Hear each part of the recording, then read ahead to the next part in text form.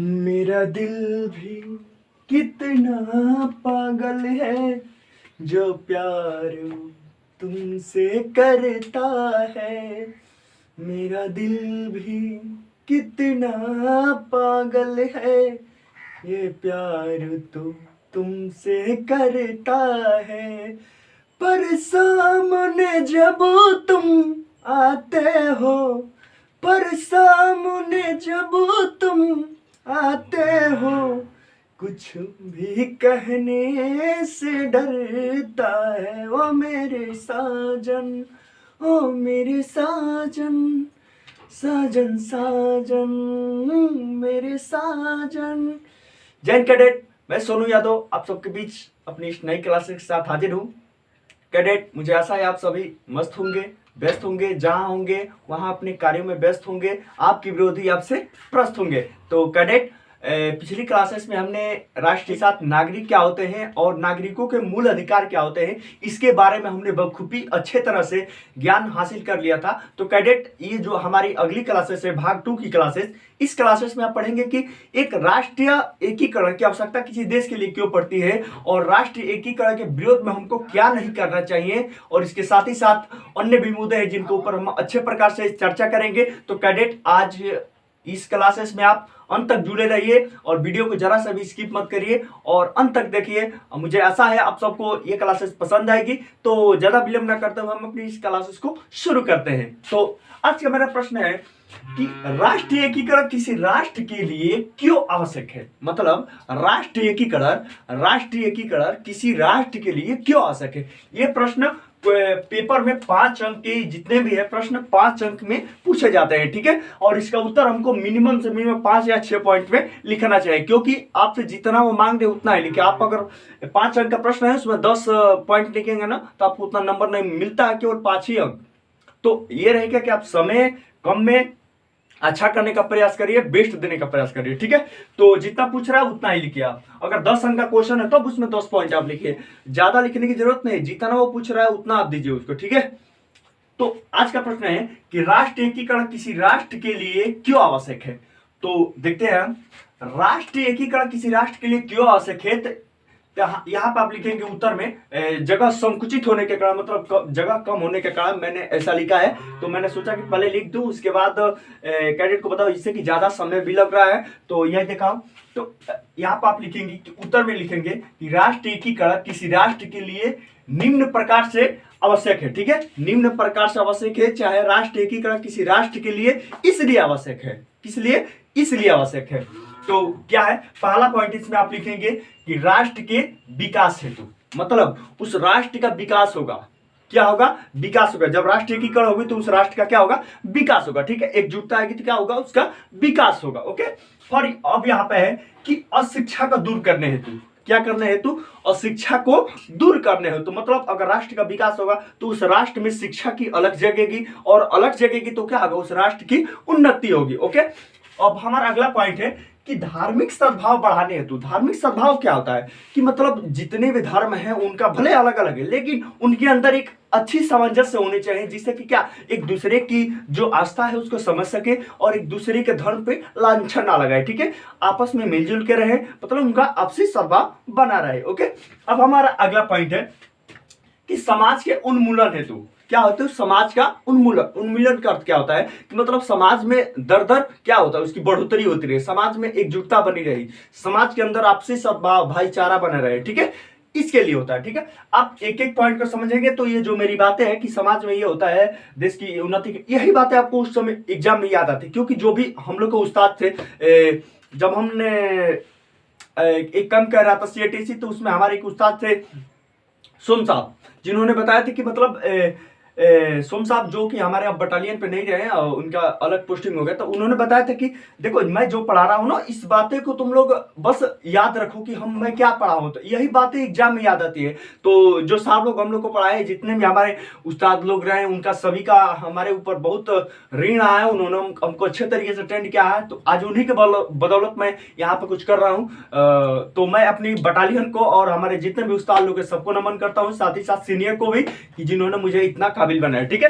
तो इतना है कि समाज के उन्मूलन होते, मतलब क्या समाज की बढ़ोतरी कैसे होगी, ठीक है, ये पॉइंट। उसके बाद राष्ट्र की एकता अखंडता हेतु, राष्ट्र की एकता अखंडता क्या होती है? राष्ट्र की एकता अखंडता के मतलब कि राष्ट्र की जो गरिमा होती है और अखंडता, अखंडता मतलब क्या? उसका उच्च भाव, मतलब क्या वो बरकरार रहे, ठीक है, राष्ट्र की एकता और अखंडता। ओके, अब यहाँ पे कि राष्ट्र से गरीबी को दूर करने हेतु, भैया सबसे बड़ा क्वेश्चन, राष्ट्र से क्या करनी? गरीबी को दूर करने हेतु। अगर गरीबी दूर हो जाएगी ना तो गरीबी दूर कैसे होगी? जब राष्ट्र में एकता होगी, राष्ट्र में नए नए नियम चलेंगे, हाँ, राष्ट्र में नई नई योजनाएं चलेगी जो कि गरीब तबके के लोगों के, गरीब तबके मतलब कि हर उस ग्रामीण अंचल में, मतलब वो योजनाएं जो सरकार द्वारा संचालित हो रही है, वो योजनाएं ग्रामीण अंचल तक पहुंचेगी। अगर ग्रामीण अंचल तक पहुंचेगी तो क्या होगा? गरीबों का मतलब क्या होगा? शोषण नहीं होगा, उनका विकास होगा, उनमें भली भांति परिवर्तन आएंगे, ठीक है, इसके लिए। उसके बाद संवैधानिक नियमों के पालन हेतु, मतलब संविधान द्वारा जो भी नियम कानून बनाए गए हैं उनका क्या हो? अच्छी तरीके से पालन होगा, ठीक है। उसके बाद औद्योगिक व नगरीकरण विकास हेतु, औद्योगिक मतलब देश में नए नए फैक्ट्रियां स्थापित होंगी, कंपनियां बनेगी, जिसमें कि जो भी मजदूर वर्ग के लोग हैं उसमें जाकर के कार्य करेंगे, कार्य करने के उपरांत उनको जो भी वेतन मिलेगा, वेतन से अपने परिवार और घर परिवार का क्या करेंगे? भरण पोषण करेंगे, ठीक है। इसलिए राष्ट्रीयकरण किसी देश के लिए आवश्यक है। ओके, अब हम यहाँ पर क्वेश्चन हमारा दूसरा आता है, ये भी 5 अंक का, ये सबसे महत्वपूर्ण क्वेश्चन है। पूछता है कि एनसीसी में एनआईसी कैंप कराने का क्या उद्देश्य है? एनसीसी में एनआईसी कैंप कराने का क्या उद्देश्य है? तो एनसीसी, एनआईसी का मतलब क्या होता है? नेशनल इंटीग्रेशन कैंप, यानी राष्ट्रीय एकीकरण शिविर। ओके, इसको हिंदी में बोलेंगे राष्ट्रीय एकीकरण शिविर या राष्ट्रीय एकता शिविर। तो एनसीसी में एनआईसी कैंप कराने का उद्देश्य क्या है? तो यहाँ पे आप लिखेंगे उत्तर, एनसीसी में एनआईसी कैंप कराने का उद्देश्य निम्न है या निम्न उद्देश्य है। तो क्या है उद्देश्य? कि कैडेट में राष्ट्रभक्ति का संचार कराना। ये कैंप राष्ट्रीय स्तर पर लगता है। इस कैंप में हर राज्य से, हर बटालियन से, मतलब क्या, कैडेट इसमें प्रतिभाग करते हैं, भाग लेते हैं और इसमें जाकर के अपने अंदर राष्ट्रभक्ति का संचार कराते हैं, ठीक है। तो मतलब इसका उद्देश्य क्या होता है कि कैडेट में राष्ट्रभक्ति का संचार कराना। क्या कराना? कैडेट में राष्ट्रभक्ति का संचार कराना। उसके बाद देश की संस्कृति से परिचित कराना, मतलब तो हमारे जो देश की संस्कृति है उससे क्या, कैडेट को भली भांति परिचित कराना। वो कैडेट जाने कि हमारे देश की संस्कृति क्या है, रहन सहन क्या है, बोल भाषा क्या है, इसके बारे में क्या अच्छी तरह से जानकारी लेना। उसके बाद आपसी भाईचारा को बढ़ाने हेतु, भैया सबसे बड़ा पॉइंट, आपसी भाईचारा को बढ़ाने हेतु कि मतलब कैडेट जो भी है उनके अंदर एक ऐसी सामंजस्यता स्थापित हो कि कैडेट अपने आप को जान सके कि हमको कैसे रहना है, समाज में कैसे रहना है, किससे कैसी बातें करने हैं, आपसी भाईचारा कैसा होना चाहिए, हमें मिलजुल के रहना चाहिए। अगर मिलजुल के रहेंगे तो हम कुछ भी कर सकते हैं, ठीक है। तो अब यहाँ पे आता है कि कैडेटों को एक दूसरे के संस्कृति से परिचित कराना। मतलब इसका उद्देश्य क्या होता है? इसका उद्देश्य ये होता है कि जो कैडेट हैं, जहां पर कैंप लगा है, मान लीजिए कि हम किसी बटालियन पे गए हैं या कहीं पे मान लीजिए जैसे कि सिंपल सा आपकी कहीं अपने संगे संबंधी के घर जाते हैं, मतलब अपने हितई में जाते हैं, भोजपुरी शब्द हितई में जाते हैं, वहां पर जाते हैं तो आप क्या देखते हैं? वहां की जो रहन सहन है, उनके घर का क्या रहन सहन है, कैसे खाते पीते हैं, क्या मतलब 1-2 दिन रह जाएंगे तो आप पूरा जान लेते हैं, ठीक है। तो यही होता है कि अगर आप कहीं कैंप लगता है तो वहां पर आप जाते हैं तो क्या सीखते हैं? जो भी वहां पर कैडेट होते हैं उनसे बातें करते हैं, बात करने के दौरान उनकी जो बोल भाषा होती है, रहन सहन, उनकी संस्कृति, उनकी भाषा, उनके बारे में क्या कहते हैं, अच्छी तरह से आपको क्या गहन जानकारी हो जाती है, यानी आप उनके रहन सहन को जान जाते हैं। तो इसका उद्देश्य यही होता है कि कैडेट एक दूसरे के अंदर की भाषा को जाने, उनकी रहन सहन क्या है इसके बारे में अच्छी तरह से क्या करें, जानकारी ले। ओके, अब उसके बाद आता है कि अन्य राज्यों के वेशभूषा रहन सहन से रूबरू कराना। मतलब जो उनकी रहन सहन है, उनके बोलचाल है, उनका जो पहनावा है, इनके बारे में क्या करना, अच्छी तरह से कैडेट को जानकारी दिलाना, मतलब कैडेट परिचित हो जाए, ठीक है। उसके बाद देश की ऐतिहासिक विरासत के प्रति लगाव पैदा करना। मतलब हमारे देश में जो भी पहले से ऐतिहासिक विरासत बन रखी है उनके बारे में कैडेट को अच्छी तरह से जानकारी देना, या कैडेट जाने कि हाँ हमारे देश में क्या क्या विरासत है, हमारे पूर्वजों ने या हमारे जो भी क्रांतिकारियों ने हमारे देश में क्या पृष्ठभूमि स्थापित करके गई है, जिनको कि हमें जानना चाहिए, या हम जाने या हमारे उनके अंदर ये भी लगे कि हाँ अगर हमारे लिए हमारे क्रांतिकारियों ने ऐसा करके गए, हमारे महापुरुषों ने किया है, तो हमें भी अपने देश के प्रति क्या फर्ज बनता है कि हम उसको करें, ठीक है। ऐसा कैडेट के अंदर संचार करना। संचार करना मतलब क्या, उसमें प्रवाह करना। प्रवाह मतलब उसके अंदर रग रग में वो बातें पैदा करने की, जिससे कि कैडेट क्या हो, अपने अंदर से अभिभूत हो और उसको लगे कि हाँ, हमें देश के प्रति हमारा फर्ज क्या बनता है। ठीक है, आप एक एक टॉपिक को अच्छी तरह से पोस्टमार्टम के थ्रू समझिए, जिससे कि पता लगे कि हाँ, ये क्या होता है। पोस्टमार्टम क्या, पोस्टमार्टम इसलिए होता है कि पता चले कि हाँ, उस व्यक्ति की मृत्यु कैसे हुई है। तो आपको भी ये पता लगे कि एनसीसी में एनआईसी कैंप कराने का उद्देश्य क्या होता है भाई, क्या होता है। तो ये होता है कि कैडेट में राष्ट्रभक्ति का संचार करना, एक दूसरे की संस्कृति से परिचित कराना वगैरह, ये जो बातें हैं आपको समझ में आ जाए। ठीक है, उसके बाद हमारा अगला पॉइंट आता है, तीसरा क्वेश्चन आता है। ये सब 5 अंक के प्रश्न है। ठीक है, अब आता है कि हमें राष्ट्र एकीकरण के विरोध में क्या नहीं करना चाहिए भाई। मतलब कि राष्ट्र एकीकरण, जैसे मान लें कि हमें राष्ट्र एकीकरण हो रहा है, तो उसके विरोध में हमको क्या नहीं करना चाहिए, या कि कोई कार्य है तो उसके विरोध में हमको क्या नहीं करना चाहिए कि कार्य सफल हो। ठीक है, मतलब कि वो सफल हो जाए, वो सफल हो जाए, हमको क्या नहीं करना चाहिए। जैसे कि मान लीजिए आपका कोई दोस्त है, वो पढ़ रहा है, ठीक है, तो उसके ऊपर हमें क्या, उसके साथ मतलब कैसा बर्ताव करना चाहिए कि आगे बढ़े। उसके साथ हमें अच्छे प्रकार से उसको प्रोत्साहित करना चाहिए, या उसको हमेशा मोटिवेट करते रहना कि नहीं, तुम कर सकते हो, तुम कर लोगे, तुम इसको करो। और तुम भी बोलते भाई थोड़ा मतलब तुमसे होगा ऐसा, तुमसे नहीं हो सकता, यानी कि आप उसको डिमोटिवेट कर रहे हैं, आप उसको हतोत्साहित मतलब क्या, उसके अंदर आप कायरता की अंकुर को कायरता के अंकुर को क्या कर रहे हो, बो रहे हो, रोप रहे हो। ठीक है, तो ऐसा नहीं करना चाहिए। तो यही यहाँ पे पूछा है कि हमें राष्ट्र एकीकरण के विरुद्ध में क्या नहीं करना चाहिए।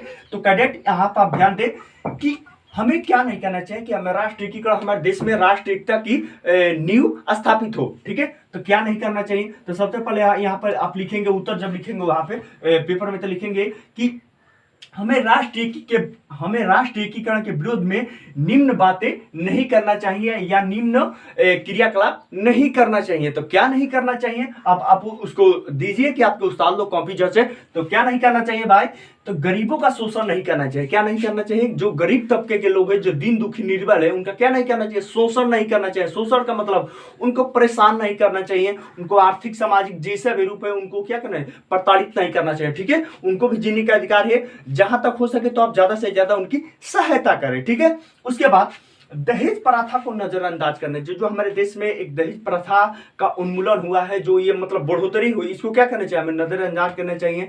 हमें जो भी शादियां वैवाहिक रूप होता है उसमें ज्यादा मतलब दहेज जो शब्द होता है ना, इसको ये दरकिरार करना चाहिए। इससे हमें क्या दूरियां बनानी चाहिए, जिससे कि क्योंकि एक दहेज लेने से जो ले रहा है वो भी दुखी, वो तो मतलब सुखी हो रहा है, लेकिन जो दे रहा है ना बहुत दुखी हो रहा है। मतलब उसको कितना क्या लगता है, एक आपको हम क्या बताएं इसके बारे में, ये इसकी क्लासेस नहीं है, लेकिन हम बाद में इसका डिस्कस करेंगे कभी।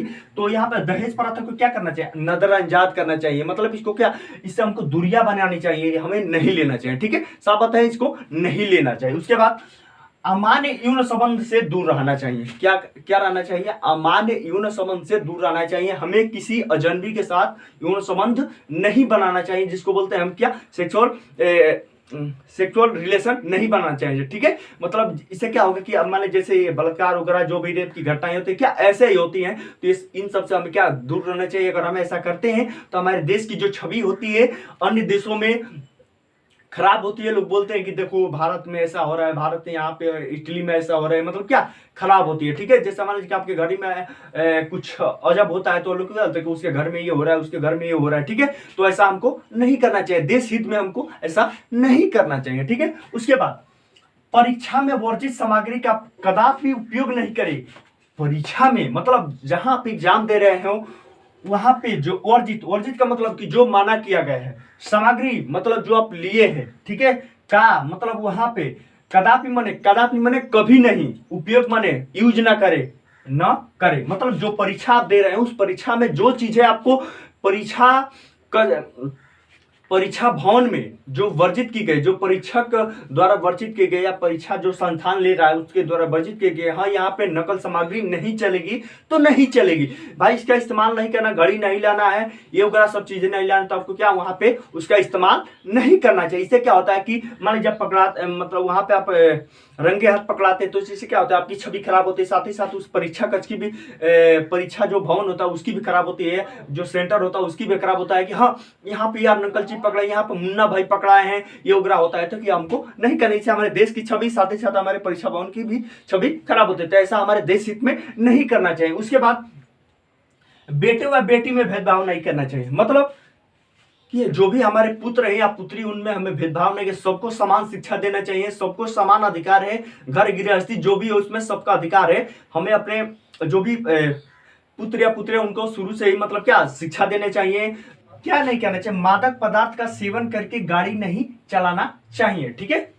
क्या नहीं करना चाहिए, मादक पदार्थ का सेवन करके गाड़ी नहीं चलानी चाहिए। जैसे कि जो भी नशीले पदार्थ हैं उनका हमें सेवन करके गाड़ियां नहीं चलानी। इससे क्या होती है, ज्यादा तौर पे दुर्घटनाएं होती हैं, इससे हमारी भी क्षति हो, साथ ही साथ सरकार की भी मतलब क्या होती है, संपत्ति को क्षति होती है। आपको उससे हर्जाना भरना पड़ता हो, मान लीजिए कोई अपाहिज हो वगैरह, जो उससे मतलब क्या विकलांग हो जाते हैं यार, पैर वगैरह सब टूट जाते हैं, जिससे क्या आपकी मतलब नव युगल जवानी में आप क्या होता है, अपंग हो जाते हैं। इससे ज्यादा हानियां होती है, ठीक है, आपको भी होती है और एक दूसरे को भी होती है, ठीक है। उसके बाद क्या नहीं करना, भ्रष्टाचार संबंधी कार्य कदापि नहीं करना चाहिए। जो भी भ्रष्टाचार संबंधी कार्य, जैसे कि मान लीजिए कि आप किसी कार्यालय में किसी पद पे हैं या आप किसी विभाग में हैं, तो आपको कभी भी घूस वगैरह रिश्वतखोरी नहीं करना चाहिए। इससे कि जो शोषित वर्ग के लोग होते हैं, जो गरीब तबके के लोग होते हैं, इससे ज्यादा से ज्यादा वो क्या होते हैं, प्रभावित होते हैं। तो हमें ऐसा नहीं करना चाहिए, ठीक है। और इसके साथ ही आज की क्लासेस समाप्त होगी, और इसके बाद जो अगली क्लासेस होगी उस क्लासेस में आप पढ़ेंगे कि भारत के सभी राज्यों की राजधानी के बारे में पढ़े, जिससे कि क्वेश्चन 5 या 6 क्वेश्चन आ ही जाते हैं कि मान लीजिए उत्तर प्रदेश की राजधानी कहाँ है, लखनऊ है वगैरह सब। उसके बाद तमिलनाडु की राजधानी क्या है, तमिलनाडु की तिरुवनंतपुरम है। इस तरह से करके सब राजधानियां पूछे जाते हैं इसके बारे में। उसके बाद है कि भारत के जो भी प्रतीक चिन्ह होते हैं, जैसे कि कुछ जगह भारत का राष्ट्रीय पक्षी क्या है, भारत का राष्ट्रीय पशु क्या है, भारत का राष्ट्रीय चिन्ह क्या है, इस तरह से करके क्वेश्चन 2 या 4 पूछते हैं। तो इनके बारे में भी हम जानेंगे अगली क्लासेस में। उसके बाद राज्यों की मूल भाषा से संबंधित प्रश्न आते हैं कि राज्यों की मूल भाषा क्या होती है, मतलब इस राज्य की भाषा क्या है, ठीक है, इस तरह से। उसके बाद महत्वपूर्ण दिवस जो सैन्य संबंधित होते हैं और सैन्य क्षेत्र से अलग भी होते हैं, क्या होते हैं, जो सैन्य क्षेत्र से अलग भी होते हैं, उसके बारे में भी अच्छी तरह से हम पढ़ेंगे कि मान लीजिए कोई दिवस कब मनाया जाता है, वायुसेना दिवस कब मनाया जाता है, नौसेना दिवस कब मनाया जाता है, इस तरह से करके जो क्वेश्चन होते हैं उसके बारे में हम पढ़ेंगे, ठीक है। उसके बाद महत्वपूर्ण नारा किसने बोला था, मतलब जैसे कोई नारा है जय जवान जय किसान, तुम मुझे खून दो मैं तुझे आजादी दूंगा, ये नारा किसने बोला था, इस तरह से करके जो भी क्वेश्चन होंगे उनके बारे में हम अच्छी तरह से जानेंगे, ठीक है। तो आज की क्लासेस यहीं पर समाप्त होती है, और आप सबसे मैं ये अपेक्षा रखता हूं कि आप सब क्लास की कमेंट में बताएंगे कि ये क्लास आपको कैसा लगा है। और साथ ही साथ अगर आपका कोई व्यक्तिगत सलाह है तो मुझे आप इस संपर्क सूत्र पे सादर आमंत्रित है आपका सलाह। मेरा संपर्क सूत्र है 6393021583 6393011583। तो कैडेट आज की क्लासेस यहीं पे समाप्त होती है, और आप सब कमेंट में जरूर बताइएगा कि ये क्लासेस आपको कैसी लगी, और जिससे मैं प्रोत्साहित होकर अगली वीडियो बनाने के लिए प्रेरित हूँगा। तो कैडेट तब तक के लिए आपको जय हिंद, वंदे मातरम, भारत माता की जय।